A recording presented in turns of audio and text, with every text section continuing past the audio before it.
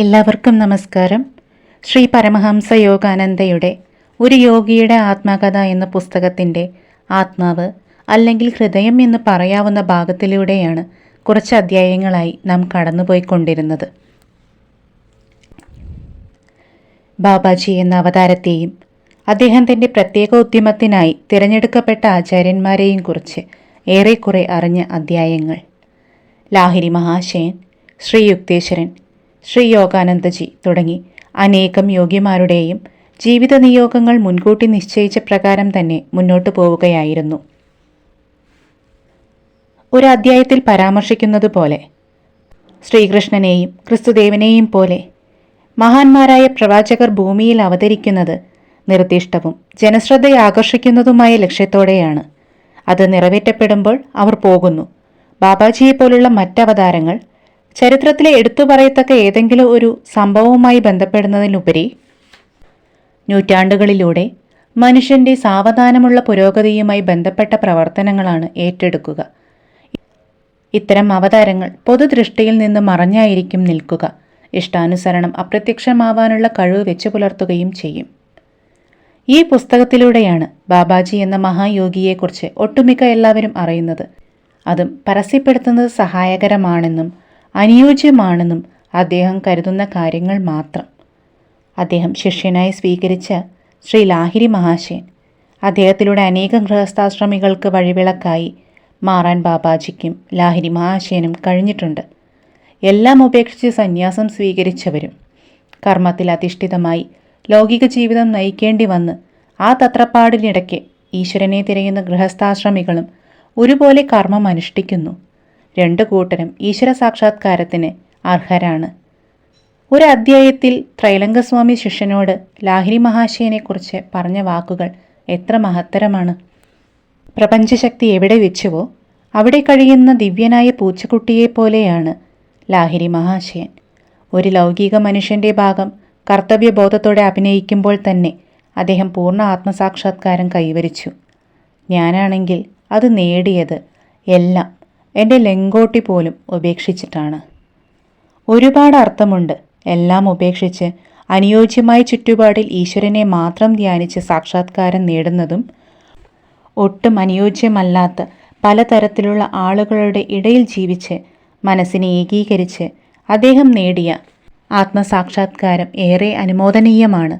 ബാബാജി, ലാഹിരി മഹാശയൻ ഈ സഖ്യത്തിലേക്ക് ആരൊക്കെ ചേർന്ന് വരണമെന്ന് അവർക്ക് മുൻകൂട്ടി അറിയാം.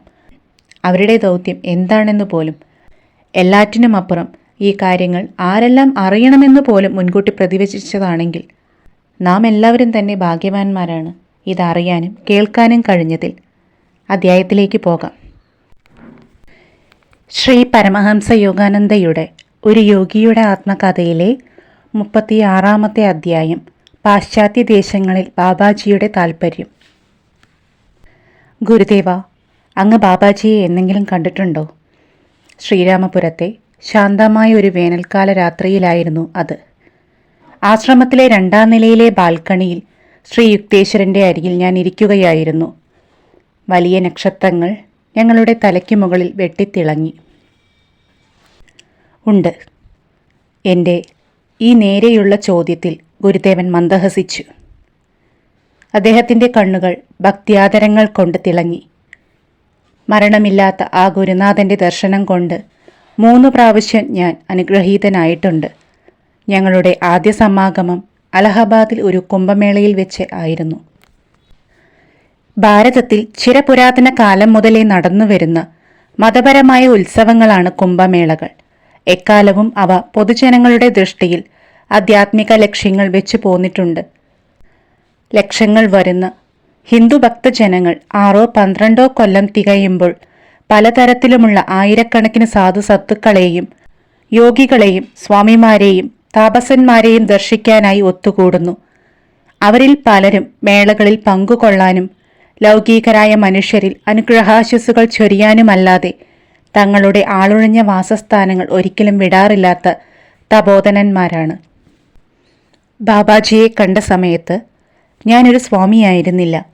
ശ്രീ യുക്തേശ്വരൻ തുടർന്നു. പക്ഷേ ലാഹിരി മഹാശയനിൽ നിന്ന് ക്രിയാദീക്ഷ ഞാൻ സ്വീകരിച്ചു കഴിഞ്ഞിരുന്നു.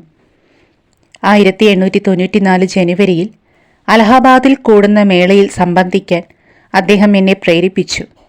ഒരു കുംഭമേളയുടെ ആദ്യത്തെ അനുഭവമായിരുന്നു എനിക്കത്. ആൾക്കൂട്ടത്തിൻ്റെ ആരവവും തിരക്കും എന്നെ പരവശനാക്കി. തിരയുന്ന കണ്ണുകളോടെ ഞാൻ ചുറ്റും ഉറ്റുനോക്കി. ഒരു ആചാര്യൻ്റെയും ജ്ഞാനദീപ്തമായ മുഖം ഞാൻ കണ്ടില്ല. ഗംഗയിലെ പാലം കടക്കുമ്പോൾ കയ്യിൽ ഭിക്ഷാപാത്രം നീട്ടിക്കൊണ്ട് ഒരു പരിചയക്കാരൻ അടുത്തു നിൽക്കുന്നത് ഞാൻ ശ്രദ്ധിച്ചു. ഓ, ഈ മേള ഒച്ചപ്പാടിൻ്റെയും യാചകരുടെയും ഒരു അലങ്കോലമല്ലാതെ മറ്റൊന്നുമല്ല. ഞാൻ നിരാശയോടെ ചിന്തിച്ചു. മതവും പ്രസംഗിച്ച് ഭിക്ഷയിൽ ശ്രദ്ധ കേന്ദ്രീകരിക്കുന്ന ഈ അലസന്മാരേക്കാൾ മനുഷ്യരാശിയുടെ പ്രായോഗിക നന്മയ്ക്ക് വേണ്ടി അറിവിൻ്റെ ചക്രവാളങ്ങൾ ക്ഷമയോടെ വികസിപ്പിക്കുന്ന പാശ്ചാത്യ ശാസ്ത്രകാരന്മാരല്ലേ ഈശ്വരന് കൂടുതൽ പ്രിയമെന്ന് ഞാൻ സംശയിക്കുന്നു. സാമൂഹ്യ പരിഷ്കരണത്തെപ്പറ്റിയുള്ള നീറിക്കൊണ്ടിരിക്കുന്ന എൻ്റെ ചിന്തകൾക്ക് എൻ്റെ മുന്നിൽ വന്നു നിന്ന ഒരു ദീർഘകായനായ സന്യാസിയുടെ ശബ്ദം വിരാമമിട്ടു. സർ, അദ്ദേഹം പറഞ്ഞു, ഒരു താപസേന്ദ്രൻ അങ്ങയെ വിളിക്കുന്നു. ആരാണ് അദ്ദേഹം? വന്ന് നേരിട്ട് കണ്ട് മനസ്സിലാക്കൂ. ഈ ഹ്രസ്വമായ ഉപദേശത്തെ മടിയോടെ അനുസരിച്ച് ഞാൻ ഒരു മരത്തിൻ്റെ അടുത്തെത്തി. അതിൻ്റെ ശാഖകളുടെ തണലിൽ ആകർഷകമായൊരു സംഘം ശിഷ്യന്മാരുടെ നടുവിൽ ഒരു ഗുരു ഇരുന്നിരുന്നു. അതിൻ്റെ ശാഖകളുടെ തണലിൽ ആകർഷകമായൊരു സംഘം ശിഷ്യരുടെ നടുവിൽ ഒരു ഗുരു ഇരുന്നിരുന്നു. കറുത്തു തിളങ്ങുന്ന കണ്ണുകളുള്ള ആ ആചാര്യൻ തേജസ്വിയായ ഒരു അസാധാരണ വ്യക്തിയായിരുന്നു. എന്നെ കണ്ട് എഴുന്നേറ്റ് വന്ന അദ്ദേഹം എന്നെ ആശ്ലേഷിച്ചു. സ്വാഗതം സ്വാമിജി, അദ്ദേഹം സ്നേഹപൂർവ്വം പറഞ്ഞു. പ്രഭു, ഞാൻ സ്വാമിയല്ല, ഞാൻ തറപ്പിച്ചു പറഞ്ഞു. ഈശ്വര നിർദ്ദേശത്താൽ ഞാൻ സ്വാമിപദം നൽകുന്നവർ അതൊരിക്കലും തള്ളിക്കളയാറില്ല. ആ ദിവ്യദേഹം എന്നെ ലളിതമായി അഭിസംബോധന ചെയ്തു. എങ്കിലും അദ്ദേഹത്തിൻ്റെ വാക്കുകളിൽ സത്യത്തിൻ്റെ ഗാഢമായ ഉറപ്പ് മുഴങ്ങി. തൽക്ഷണം ആത്മീയാനുഗ്രഹത്തിൻ്റെ ഒരു തിരയിൽ ഞാൻ ആമഗ്നനായി.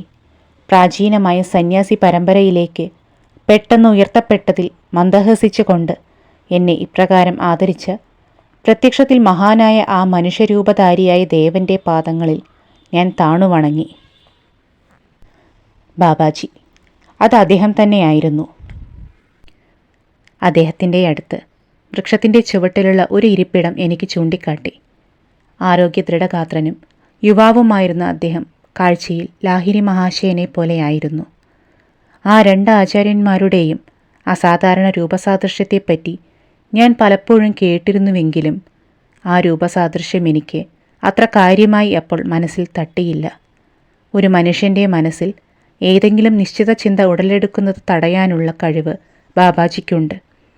അദ്ദേഹത്തിൻ്റെ സാന്നിധ്യത്തിൽ ഞാൻ തികച്ചും സ്വാഭാവികമായി പെരുമാറണമെന്ന് മഹാനായ ഗുരുനാഥൻ ആഗ്രഹിച്ചുവെന്നത് സ്പഷ്ടമായിരുന്നു. അദ്ദേഹം ആരെന്നുള്ള തിരിച്ചറിവ് എന്നെ ഭക്ത്യാദരങ്ങൾ കൊണ്ട് വീർപ്പിമുട്ടിക്കരുതെന്ന് അദ്ദേഹം കരുതി. കുംഭമേളയെപ്പറ്റി എന്താണ് അങ്ങയുടെ അഭിപ്രായം? എനിക്ക് വലിയ നിരാശ തോന്നി പ്രഭു, ഞാൻ പറഞ്ഞു. പക്ഷേ തിടുക്കത്തിൽ കൂട്ടിച്ചേർത്തു, അങ്ങയെ കാണുന്നത് വരെ. എങ്ങനെയെന്നറിയില്ല, പുണ്യാത്മാക്കളും ഈ കോലാഹലങ്ങളും തമ്മിൽ പൊരുത്തപ്പെടുന്നില്ല എന്ന് തോന്നുന്നു. കാഴ്ചയിൽ എനിക്ക് അദ്ദേഹത്തിൻ്റെ ഇരട്ടിപ്രായമുണ്ടായിരുന്നെങ്കിലും അദ്ദേഹം എന്നെ കുഞ്ഞേ എന്ന് വിളിച്ചുകൊണ്ട് പറഞ്ഞു. പലരുടെയും കുറ്റം വെച്ചുകൊണ്ട് എല്ലാവരെയും വിലയിരുത്തരുത്. ഈ ലോകത്തിൽ എല്ലാം തന്നെ മണലും പഞ്ചസാരയും കൂട്ടിച്ചേർത്തതുപോലെ സമ്മിശ്ര സ്വഭാവമുള്ളവയാണ്. പഞ്ചസാരയെ മാത്രം എടുത്തിട്ട് മണലിനെ ഉപേക്ഷിക്കുന്ന ബുദ്ധിയുള്ള ഉറുമ്പിനെ പോലെയാകൂ. ഇവിടെയുള്ള ധാരാളം സന്യാസിമാർ ഇപ്പോഴും അജ്ഞാനത്തിൽ അലയുന്നവരാണെങ്കിലും ഈശ്വര സാക്ഷാത്കാരം ലഭിച്ച ഏതാനും പുരുഷന്മാർ ഈ മേളയെ അനുഗ്രഹിക്കുന്നു. ഈ മഹാത്മാവുമായുള്ള എൻ്റെ കൂടിക്കാഴ്ചയുടെ വെളിച്ചത്തിൽ ഞാൻ വേഗം അദ്ദേഹത്തോട് യോജിച്ചു.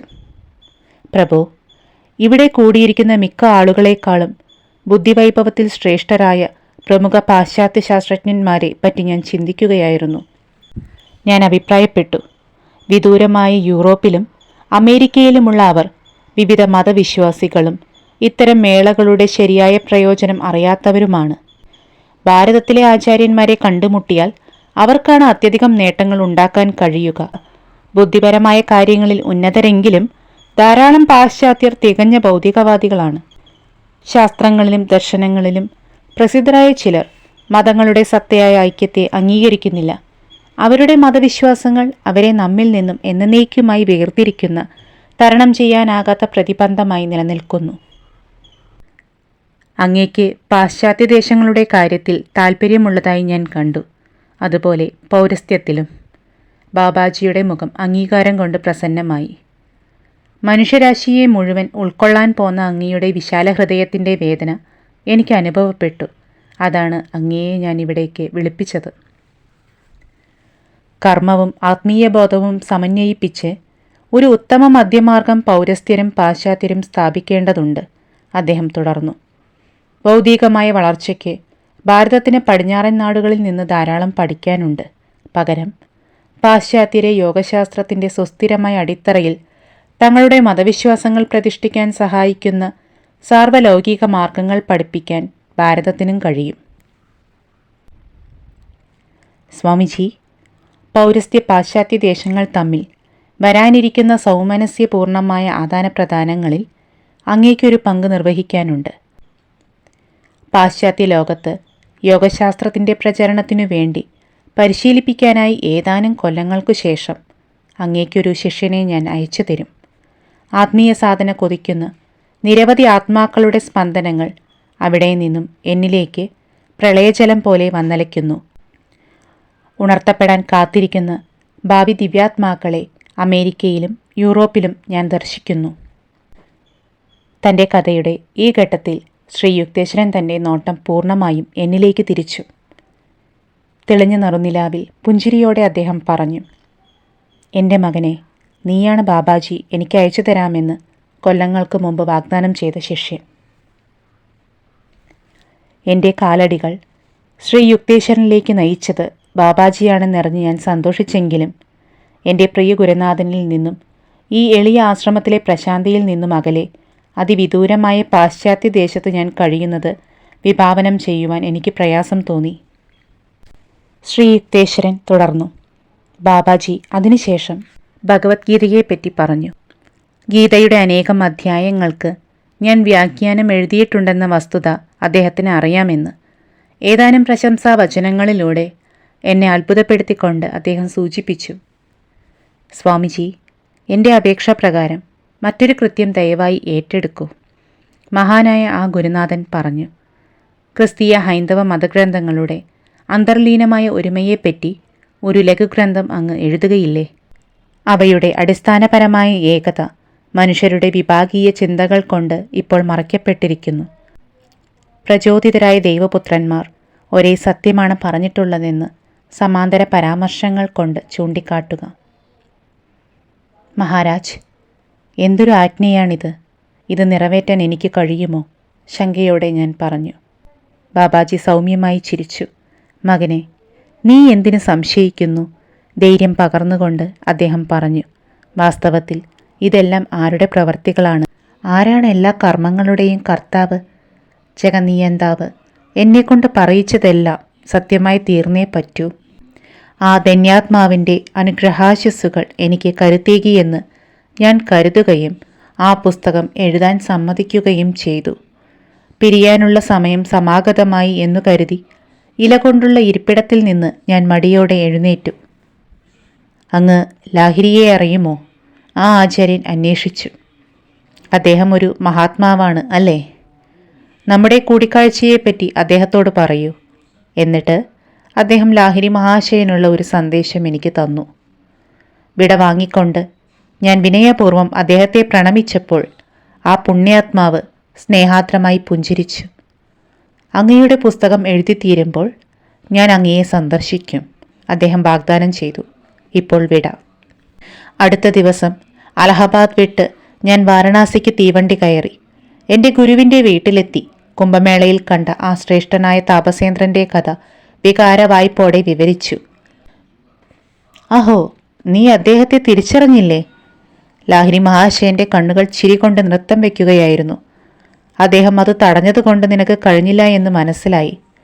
അദ്ദേഹമാണ് എൻ്റെ അതുല്യനായ ഗുരുനാഥൻ, സ്വർഗീയ ബാബാജി. ബാബാജി?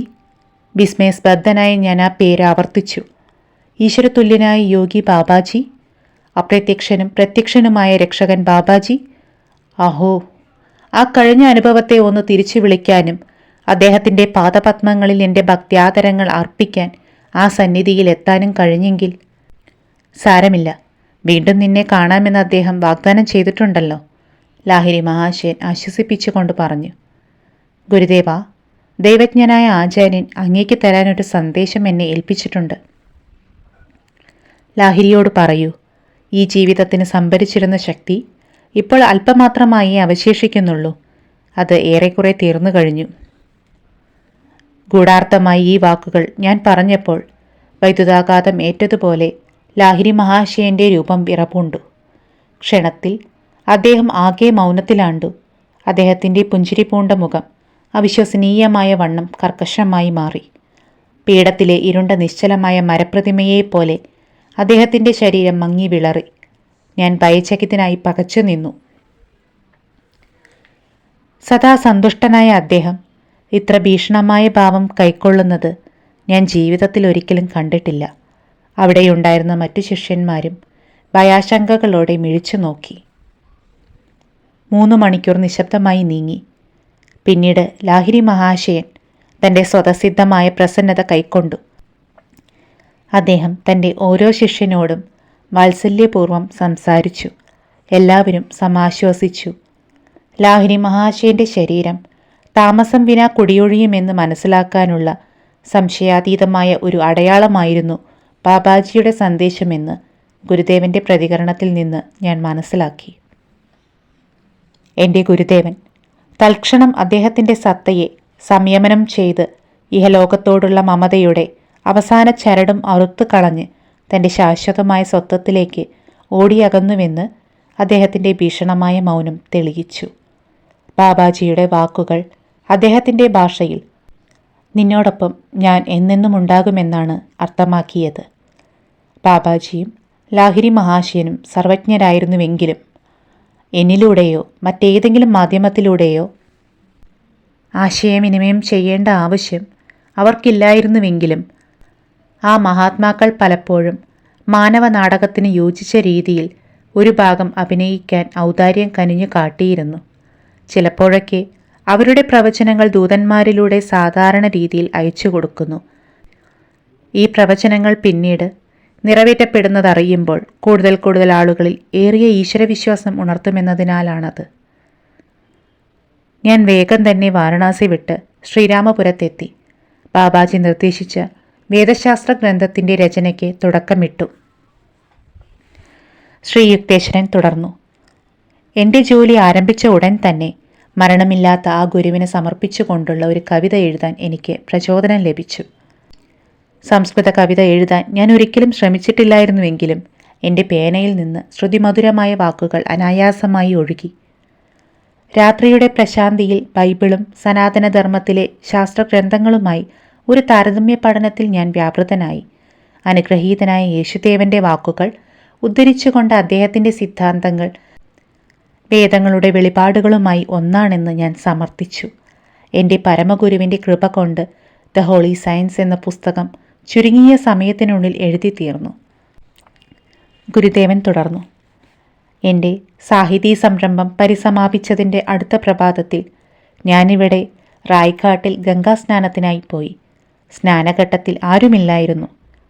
സൂര്യപ്രകാശം നിറഞ്ഞ അവിടുത്തെ പ്രശാന്തി ആസ്വദിച്ചുകൊണ്ട് ഞാൻ അല്പനേരം നിശ്ചലനായി നിന്നു. തെളിഞ്ഞു മിന്നിയ നദീജലത്തിൽ മുങ്ങിക്കുളിച്ച ശേഷം ഞാൻ വീട്ടിലേക്ക് തിരിച്ചു. ഗംഗയിൽ നനഞ്ഞ എൻ്റെ വസ്ത്രങ്ങൾ ഓരോ ചുവട് വയ്ക്കുമ്പോഴും കാലുകളിൽ പളപള അടിച്ചുകൊണ്ടിരുന്നതായിരുന്നു നിശബ്ദതയിലെ ഒരേ ഒരു ശബ്ദം. നദീതീരത്തുള്ള ഒരു വലിയ ആൽമരത്തിൻ്റെ തറ കടന്നു പോയപ്പോൾ ശക്തമായൊരു പ്രചോദനം തിരിഞ്ഞു നോക്കാൻ എന്നെ പ്രേരിപ്പിച്ചു. അവിടെ ആ വടവൃക്ഷത്തിൻ്റെ തണലിൽ ഏതാനും ശിഷ്യന്മാരാൽ ചുറ്റപ്പെട്ട് മഹാനായ ബാബാജി ഇരിക്കുന്നു. സ്വാഗതം സ്വാമിജി. ഞാൻ സ്വപ്നം കാണുകയല്ലെന്ന് എനിക്ക് ബോധ്യം വരുത്താൻ ആചാര്യൻ്റെ മധുരശബ്ദം മുഴങ്ങി. അങ്ങയുടെ പുസ്തകം വിജയകരമായി എഴുതിത്തീർന്നുവെന്ന് ഞാൻ മനസ്സിലാക്കുന്നു. ഞാൻ വാക്കു തന്നിരുന്നതുപോലെ നന്ദി പറയാൻ ഞാൻ ഇവിടെ എത്തിയിരിക്കുന്നു. അതിവേഗം മിടിക്കുന്ന ഹൃദയത്തോടെ ഞാൻ അദ്ദേഹത്തിൻ്റെ പാദത്തിൽ ദണ്ഡനമസ്കാരം ചെയ്തു. ഞാൻ അദ്ദേഹത്തോട് അപേക്ഷിച്ചു, പരമഗുരു, അടുത്തു തന്നെയുള്ള എൻ്റെ ഭവനത്തെ അങ്ങും ശിഷ്യന്മാരും സാന്നിധ്യം കൊണ്ട് അനുഗ്രഹിക്കുകയില്ലേ? ആ പരമഗുരു മന്ദസ്മിതത്തോടെ എൻ്റെ പ്രാർത്ഥന നിരാകരിച്ചു. ഇല്ല കുഞ്ഞേ, ഞങ്ങൾ വൃക്ഷങ്ങളുടെ താവളം ഇഷ്ടപ്പെടുന്നവരാണ്. ഈ സ്ഥലം വളരെ സുഖകരമാണ്. ഒരല്പനേരം നിൽക്കൂ ഗുരുദേവ. ഞാൻ പ്രാർത്ഥനയോടെ അദ്ദേഹത്തെ നോക്കി. ഏതാനും വിശേഷപ്പെട്ട മധുരപലഹാരങ്ങളുമായി ഞാൻ ഉടനെ വരാം. ഏതാനും മിനിറ്റുകൾക്കകം ഒരു താലത്തിൽ സ്വാദിഷ്ട ഭോജ്യങ്ങളുമായി ഞാൻ തിരിച്ചെത്തിയപ്പോൾ ആ അതികായനായ പേരാൽ ആ സ്വർഗീയ സംഘത്തിന് തണലേകിയിരുന്നില്ല. ഞാൻ സ്നാനഘട്ടത്തിന് ചുറ്റും എല്ലായിടവും തിരഞ്ഞു. പക്ഷേ സൂക്ഷ്മാകാശ ചിറകുകളിൽ ആ ചെറിയ സംഘം പറന്നകന്നു കഴിഞ്ഞുവെന്ന് എൻ്റെ ഹൃദയത്തിൽ ഞാൻ അറിഞ്ഞു. എനിക്ക് കടുത്ത മനോവ്യത തോന്നി. ഇനി കണ്ടുമുട്ടിയാലും ബാബാജിയോട് സംസാരിക്കാൻ ഞാൻ കൂട്ടാക്കുകയില്ല, ഞാൻ സ്വയം പറഞ്ഞു. ഇത്ര വേഗം അദ്ദേഹം എന്നെ വിട്ടുപോയത് ദയവില്ലായ്മയായിപ്പോയി. ഇത് തീർച്ചയായും പരിഭവത്തിൽ കവിഞ്ഞ് മറ്റൊന്നുമായിരുന്നില്ല. ഏതാനും മാസങ്ങൾക്ക് ശേഷം ലാഹിരി മഹാശയനെ വാരണാസിയിൽ ഞാൻ സന്ദർശിച്ചു. അദ്ദേഹത്തിൻ്റെ സ്വീകരണ മുറിയിൽ ഞാൻ കയറിയപ്പോൾ എൻ്റെ ഗുരുദേവൻ അഭിവാദ്യമായി പുഞ്ചിരിച്ചു. വരൂ യുക്തേശ്വര, അദ്ദേഹം പറഞ്ഞു. നീ ഇപ്പോൾ മുറിയുടെ വാതിലിൽ ബാബാജിയെ കണ്ടുമുട്ടിയോ? എന്ത്? ഇല്ലല്ലോ, ഞാൻ അത്ഭുതത്തോടെ ഉത്തരം പറഞ്ഞു. ഇവിടെ വരൂ. ലാഹിരി മഹാശയൻ എൻ്റെ നെറ്റിയിൽ മൃദുവായി തൊട്ടു. ഉടൻ തന്നെ ഒരു വിടർന്ന വിശിഷ്ടമായ താമര പോലെ മനോഹരമായ ബാബാജിയുടെ രൂപം വാതിലിനടുത്ത് ഞാൻ ദർശിച്ചു. ഞാൻ എൻ്റെ പഴയ പരിഭവം ഓർത്ത് നമസ്കരിക്കാൻ കൂട്ടാക്കിയില്ല. ലാഹിരി മഹാശയൻ എന്നെ അമ്പരപ്പോടെ നോക്കി. ആ ദിവ്യഗുരു ആഴമളക്കാനാവാത്ത കണ്ണുകളോടെ എന്നെ നോക്കുകയായിരുന്നു. നീ എന്നോട് പിണങ്ങി അല്ലേ? പ്രഭു, എന്തുകൊണ്ട് അല്ലാതിരിക്കണം? ഞാൻ ഉത്തരം പറഞ്ഞു. അങ്ങയുടെ മാസ്മര സംഘവുമായി അങ്ങ് വായുവിൽ നിന്ന് പ്രത്യക്ഷപ്പെട്ടു. അതുപോലെ നേർത്ത വായുവിൽ മറയുകയും ചെയ്തു. നിന്നെ വന്നു കാണാമെന്നാണ് ഞാൻ പറഞ്ഞിരുന്നത്. പക്ഷെ എത്ര നേരം നിൽക്കുമെന്ന് പറഞ്ഞിരുന്നില്ല. ബാബാജി സൗമ്യമായി ചിരിച്ചു. നിന്നിൽ ആവേശത്തിൻ്റെ അസ്വസ്ഥത നിറഞ്ഞിരുന്നു. നിന്റെ ആവേശത്തിൻ്റെ കൊടുങ്കാറ്റ് എന്നെ സൂക്ഷ്മാകാശത്തിൽ ഏതാണ്ട് പൂർണ്ണമായി അണച്ചു കളയുകയായിരുന്നുവെന്ന് ഞാൻ ഉറപ്പിച്ചു പറയുന്നു. വസ്തുനിഷ്ഠമായ ഈ വിശദീകരണത്തിൽ ഞാൻ ഉടനടി തൃപ്തനായി. ഞാൻ അദ്ദേഹത്തിൻ്റെ പാദങ്ങളിൽ നമിച്ചു. പരമഗുരു എൻ്റെ തോളിൽ കരുണാർദ്രമായി തലോടി. കുഞ്ഞേ, നീ കൂടുതൽ ധ്യാനം ചെയ്യണം, അദ്ദേഹം പറഞ്ഞു. നിന്റെ കാഴ്ചശക്തി ഇനിയും കുറ്റമറ്റതായിട്ടില്ല. സൂര്യപ്രകാശത്തിനു പിന്നിൽ ഞാൻ ഒളിഞ്ഞു നിന്നത് നിനക്ക് കാണാൻ കഴിഞ്ഞില്ല. സ്വർഗീയ വേണുനാദത്തിൽ ഇങ്ങനെ പറഞ്ഞുകൊണ്ട് പ്രകാശത്തിൻ്റെ അദൃശ്യദീപ്തിയിൽ ബാബാജി മറഞ്ഞു. എൻ്റെ ഗുരുവിനെ കാണാനായി വാരണാസിയിലേക്കുള്ള എൻ്റെ അവസാന യാത്രകളിലൊന്നായിരുന്നു അത്, ശ്രീ യുക്തേശ്വരൻ പറഞ്ഞു നിർത്തി. കുംഭമേളയിൽ വെച്ച് ബാബാജി പ്രവചിച്ചിരുന്നതുപോലെ ലാഹിരി മഹാശയൻ്റെ ഗൃഹസ്ഥാശ്രമി എന്ന അവതാരം അന്ത്യത്തോട് അടുക്കുകയായിരുന്നു. 1895 വേനൽക്കാലത്ത് അദ്ദേഹത്തിൻ്റെ ദൃഢമായ ശരീരത്തിൽ പുറത്ത് ഒരു ചെറിയ പരു വളർന്നു വന്നു. അത് കീറാൻ അദ്ദേഹം സമ്മതിച്ചില്ല. തൻ്റെ ചില ശിഷ്യന്മാരുടെ ദുഷ്കർമ്മം സ്വന്തം ശരീരത്തിലൂടെ അദ്ദേഹം പ്രവർത്തിപ്പിച്ച് തീർക്കുകയായിരുന്നു. ഒടുവിൽ ചില ശിഷ്യന്മാർ വല്ലാതെ നിർബന്ധിച്ചു. അപ്പോൾ ഗുരുദേവൻ അർത്ഥം വെച്ച് പറഞ്ഞു, ശരീരത്തിന് പോകാൻ ഒരു കാരണം വേണമല്ലോ. നിങ്ങൾക്ക് വേണ്ടത് എന്താണെന്ന് വെച്ചാൽ ഞാൻ സമ്മതിച്ചേക്കാം. കുറച്ചു നാളുകൾക്ക് ശേഷം അതുല്യനായ ആ ഗുരുനാഥൻ വാരണാസിയിൽ വെച്ച് തൻ്റെ ദേഹം ഉപേക്ഷിച്ചു. ഇനി ഒരിക്കലും ഞാൻ അദ്ദേഹത്തെ ആ ചെറിയ സ്വീകരണ മുറിയിൽ തേടേണ്ടതില്ല. എൻ്റെ ജീവിതത്തിൽ ഓരോ ദിവസവും അദ്ദേഹത്തിൻ്റെ സർവസന്നിഹിതമായ മാർഗനിർദ്ദേശത്താൽ അനുഗ്രഹീതമായി ഞാൻ കാണുന്നു. ആത്മീയമായി വളരെ പുരോഗതി നേടിയ സ്വാമി കേശവാനന്ദൻ്റെ വാക്കുകളിൽ ലാഹിരി മഹാശയൻ്റെ മഹാസമാധിയുടെ അനവധി അത്ഭുതകരമായ വിശദവിവരങ്ങൾ വർഷങ്ങൾക്ക് ശേഷം ഞാൻ കേട്ടു. എൻ്റെ ഗുരുദേവൻ ശരീരം ത്യജിക്കുന്നതിന് ഏതാനും ദിവസം മുമ്പ് ഹരിദ്വാരത്തെ എൻ്റെ ആശ്രമത്തിൽ ഇരിക്കുകയായിരുന്ന എൻ്റെ മുന്നിൽ അദ്ദേഹം ആവിർഭവിച്ചു. കേശവാനന്ദജി എന്നോട് പറഞ്ഞു, വാരണാസിയിലേക്ക് ഉടൻ തന്നെ വരൂ. ഈ വാക്കുകളോടെ ലാഹിരി മഹാശയൻ അന്തർധാനം ചെയ്തു. ഞാൻ ഉടൻ തന്നെ വാരണാസിക്ക് തീവണ്ടി കയറി. എൻ്റെ ഗുരുവിൻ്റെ വീട്ടിൽ ധാരാളം ശിഷ്യന്മാർ ഒരുമിച്ച് കൂടിയതായി കണ്ടു. ആ ദിവസം മണിക്കൂറുകളോളം ഗുരുദേവൻ ഗീത വ്യാഖ്യാനിച്ചു. എന്നിട്ട് അദ്ദേഹം ഞങ്ങളെ അഭിസംബോധന ചെയ്ത് ലളിതമായി പറഞ്ഞു, ഞാൻ എൻ്റെ ജന്മഗേഹത്തിൽ പോകുന്നു. ഞങ്ങളുടെ ഹൃദയവേദനയുടെ തേങ്ങലുകൾ അണപൊട്ടി ഒഴുകി. ശാന്തരാകൂ, ഞാൻ ഉയർത്തെഴുന്നേൽക്കും. ഇത്രയും പറഞ്ഞ ശേഷം ലാഹിരി മഹാശയൻ തൻ്റെ ഇരിപ്പിടത്തിൽ നിന്ന് എഴുന്നേറ്റ് 3 പ്രാവശ്യം വട്ടം കറങ്ങിയിട്ട് വടക്കോട്ട് തിരിഞ്ഞ് പത്മാസനനായി വിശിഷ്ടമായ മഹാസമാധി പൂക്കി. ശിഷ്യർക്ക് ഏറ്റവും പ്രിയങ്കരമായിരുന്ന ലാഹിരി മഹാശയൻ്റെ സുന്ദരമായ ശരീരം ഗംഗാതീരത്തെ മണികർണിക ഘാട്ടിൽ ഗൃഹസ്ഥാശ്രമികൾക്കുള്ള അന്ത്യകർമ്മങ്ങളോടെ ദഹിപ്പിച്ചു. സ്വാമി കേശവാനന്ദൻ തുടർന്നു. അടുത്ത ദിവസം രാവിലെ 10 മണിക്ക് ഞാൻ വാരണാസിയിൽ തന്നെയായിരുന്നപ്പോൾ എൻ്റെ മുറി ഒരു പ്രകാശോദ്ധരണിയിൽ മുങ്ങി. അത്ഭുതം! എൻ്റെ മുന്നിൽ രക്തവും മാംസവും പൂണ്ട ശരീരത്തിൽ ലാഹിരി മഹാശയൻ നിന്നു. അത് അദ്ദേഹത്തിൻ്റെ പഴയ ശരീരം പോലെ തന്നെയായിരുന്നു. എന്നാൽ അതിൽ കൂടുതൽ യുവത്വവും തിളക്കവും ഉണ്ടായിരുന്നു. എൻ്റെ ദിവ്യഗുരു എന്നോട് പറഞ്ഞു, കേശവാനന്ദ, ഇത് ഞാൻ തന്നെയാണ്. ദഹിപ്പിക്കപ്പെട്ട എൻ്റെ ശരീരത്തിൻ്റെ വിഘടിപ്പിച്ച പരമാണുക്കളിൽ നിന്ന് ഞാനൊരു പുതിയ ശരീരം ഉയർത്തെഴുന്നേൽപ്പിച്ചു. ഗൃഹസ്ഥാശ്രമി എന്ന നിലയിൽ ഈ ലോകത്തിലെ എൻ്റെ കർത്തവ്യം കഴിഞ്ഞു. പക്ഷേ ഞാൻ ഈ ഭൂമി തീർത്തും വിട്ടു പോകുന്നില്ല. ഇനിമേൽ കുറേ സമയം ഞാൻ ബാബാജിയുമൊത്ത് ഹിമാലയത്തിൽ ചെലവഴിക്കും. ബാബാജിയുമായി വിശ്വമാകുകയും. ഏതാനും അനുഗ്രഹവചസ്സുകളോടെ അതീന്ദ്രനായ ആചാര്യൻ മറഞ്ഞു. എൻ്റെ ഹൃദയത്തിൽ വിസ്മയകരമായ പ്രചോദനം നിറഞ്ഞു. യേശുവിൻ്റെയും കബീറിൻ്റെയും മരണത്തിനു ശേഷവും ആ ഗുരുക്കന്മാരെ ജീവനോടെ ദർശിച്ച ശിഷ്യന്മാരെ പോലെ ആത്മീയമായ ഒരു ഉത്കർഷം എനിക്ക് അനുഭവപ്പെട്ടു. സ്വാമി കേശവാനന്ദൻ തുടർന്നു.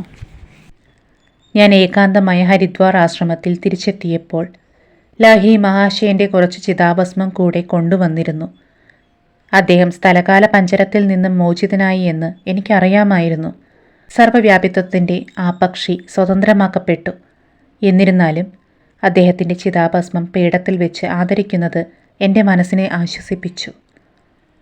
തൻ്റെ ഉയർത്തെഴുന്നേറ്റ ഗുരുവിൻ്റെ ദർശനത്താൽ അനുഗ്രഹീതനായ മറ്റൊരു ശിഷ്യനാണ് പുണ്യാത്മാവായ പഞ്ചാനനൻ ഭട്ടാചാര്യ. അദ്ദേഹത്തിൻ്റെ കൊൽക്കത്തയിലുള്ള വസതിയിൽ വെച്ച് ഞാൻ സന്ദർശിച്ച തൻ്റെ ഗുരുനാഥനൊത്തുള്ള ധാരാളം വർഷങ്ങളുടെ കഥകൾ സസന്തോഷം കേട്ടിരുന്നു. അവസാനമായി അദ്ദേഹം തൻ്റെ ജീവിതത്തിലെ ഏറ്റവും വിസ്മയകരമായ സംഭവം എന്നോട് പറഞ്ഞു. ഇവിടെ കൊൽക്കത്തയിൽ അദ്ദേഹത്തിൻ്റെ ശവദാഹം കഴിഞ്ഞതിൻ്റെ അടുത്ത ദിവസം രാവിലെ 10 മണിക്ക് ലാഹിരി മഹാശയൻ ജീവിച്ചിരിക്കുമ്പോഴത്തെ അതേ മഹിമയിൽ എൻ്റെ മുമ്പിൽ പ്രത്യക്ഷപ്പെട്ടു. 2 ശരീരങ്ങളോട് കൂടിയ പുണ്യാത്മാവ് സ്വാമി പ്രണവാനന്ദനും തൻ്റെ സ്വർഗീയാനുഭവത്തിൻ്റെ വിശദാംശങ്ങൾ എന്നോട് വെളിപ്പെടുത്തി. എൻ്റെ റാഞ്ചി വിദ്യാലയം സന്ദർശിക്കുന്ന വേളയിൽ പ്രണവാനന്ദൻ എന്നോട് പറഞ്ഞു, ലാഹിരി മഹാശയൻ ശരീരം വെടിയുന്നതിന് ഏതാനും ദിവസം മുമ്പ് വാരണാസിയിൽ ഉടനെ എത്താൻ ആവശ്യപ്പെടുന്ന ഒരു കത്ത് എനിക്ക് അദ്ദേഹത്തിൽ നിന്ന് ലഭിച്ചു. പക്ഷേ ഒഴിവാക്കാനാവാത്ത സാഹചര്യങ്ങളിൽ ഞാൻ താമസിച്ചു പോയതുകൊണ്ട് എനിക്ക് യാത്ര തിരിക്കാൻ കഴിഞ്ഞില്ല. രാവിലെ 10 മണിയോടെ ഞാൻ യാത്ര തിരിക്കാനായി തയ്യാറായപ്പോൾ പെട്ടെന്ന് എൻ്റെ മുറിയിൽ ഗുരുദേവൻ്റെ തിളങ്ങുന്ന രൂപം കണ്ട് ഞാൻ ആഹ്ലാദഭരിതനായി. എന്തിന് വാരണാസിയിലേക്ക് ധൃതിയിൽ തിരിക്കണം? ലാഹിരി മഹാശയൻ പുഞ്ചിരിച്ചുകൊണ്ട് ചോദിച്ചു.